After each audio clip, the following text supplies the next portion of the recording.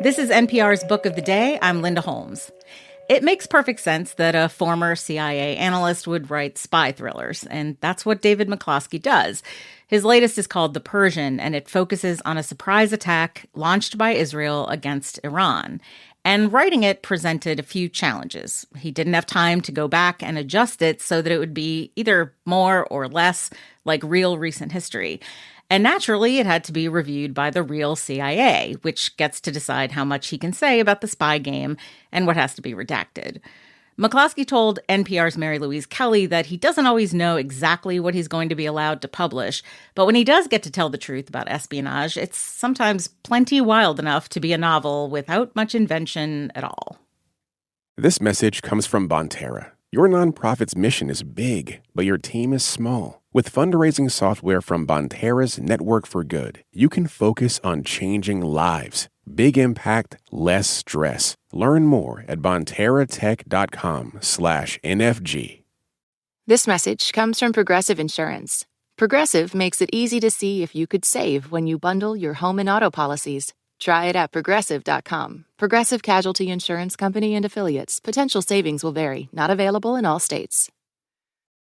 A major challenge for writers of espionage fiction is what happens if your plot gets overtaken by events? Like, what happens if you write a novel where the villain is Russian and the action's all in Moscow, and in the meantime, war breaks out with China? And that's where everyone's attention is focused.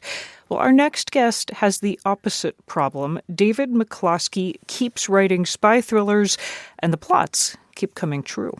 David, welcome back. So glad to be back. Thanks for having me. I will open by reminding people that in real life, war between Israel and Iran broke out this past summer in June. Israel launched a surprise attack, assassinated Iranian military leaders and scientists. Your new novel, The Persian, opens with Israel having just launched a surprise attack and they've just assassinated an Iranian military leader and a scientist. When did you come up with this story?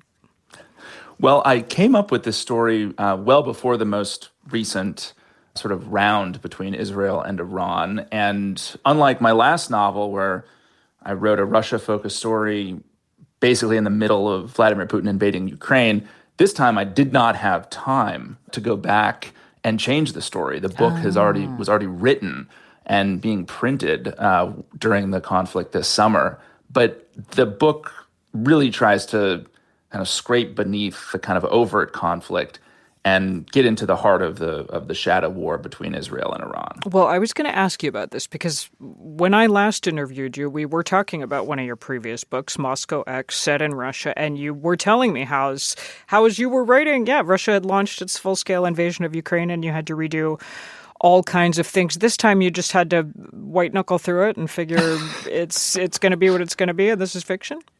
Oh, that's right. And I was at least somewhat encouraged this time that, I think the guts of the shadow war, not necessarily the kind of overt military conflict, are really at the heart of this story. And I really did try to take actual chapters from this conflict between Tel Aviv and Tehran and embed them, in kind of a fictionalized way into the book. So, for example, a few years ago, the Israelis assassinated the head of Iran's nuclear program using a remote-operated robotic machine gun. Mm-hmm. And that, in effect, is the sequence that opens this novel, The Persian, although, of course, the characters in some of the places have been changed. So this is a case much like Russia where the actual news, the actual conflict provides so much fodder for spy novelists kind of seeking to dig around in this terrain. All these details that you couldn't make it up if you tried. You're a former CIA analyst, for people who don't know that. You were posted at stations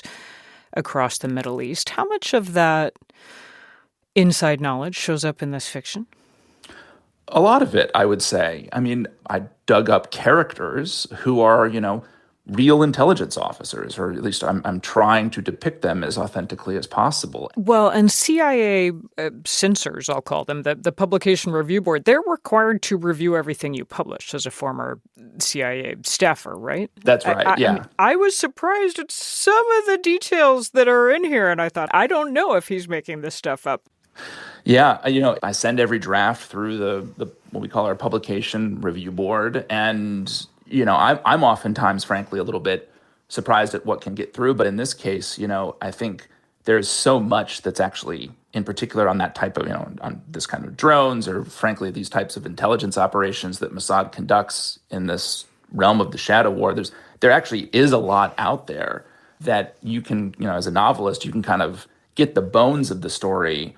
And this is where, much like Russia, the reality is almost stranger than fiction. So once you have the bones of that story, it's almost like you don't need to make anything up. It's like the Israelis and the Iranians have already written the bones of an insane spy novel. And frankly, at times, I was tempted to tone it down so my editor wouldn't think I was making anything up that's too crazy.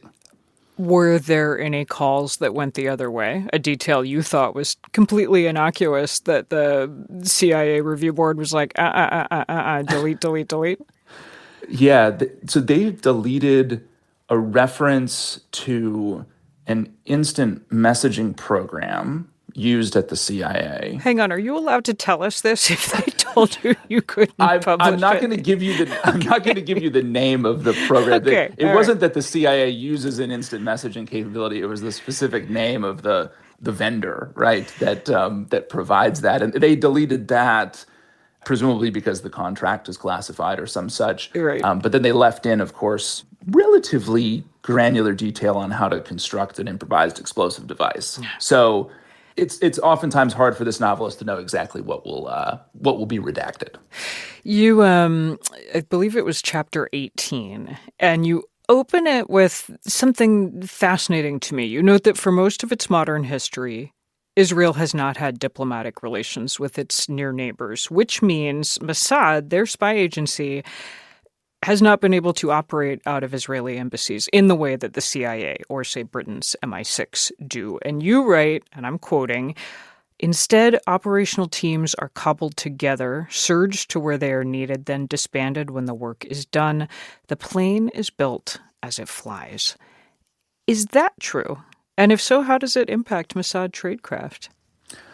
Yeah, it is true. And it was one of the very interesting pieces or sort of tidbits to come out of the conversations I had with Mossad officers while I was researching this book, which is because the Israelis have not typically had, or, for much of their history, as that passage says, did not really have an embassy to use. It meant that the types of cover that had to be used to put officers into the location where they might conduct the operation has always been a bit more exotic in general than the types of cover that the CIA would use where, for much of our history, you'd have someone who works in an embassy who's under diplomatic cover. Mm-hmm. The Israelis aren't able to do that. So you have different types of cover. And you get the sense from interacting with a lot of these Mossad officers that when a problem is identified, a team is sort of put together to then deal with that problem. And that's a very different kind of mentality, I think, to intelligence work than what I experienced at the CIA. So mirror imaging the CIA onto Mossad just didn't work. So what is the thread of your next novel? Have you figured it out? And I guess I ask with some trepidation, given that we noted your fictional plots keep coming true. Well, the trepidation might be well-founded in this case, Mary Louise, because it is a story set between Washington and London, and it is, again, set in the very real context of transatlantic relations today. And I started the book with the goal of putting as much stress on the special relationship between the U.S. and the U.K. as I could, and whether the sort of relationship could sour to the point where we're all spying on each other again. You have whet my appetite for the next one and given us plenty to chew on in this one. David McCloskey, thank you. Mary Louise, thanks so much for having me. That's former CIA analyst David McCloskey. His latest espionage thriller is The Persian.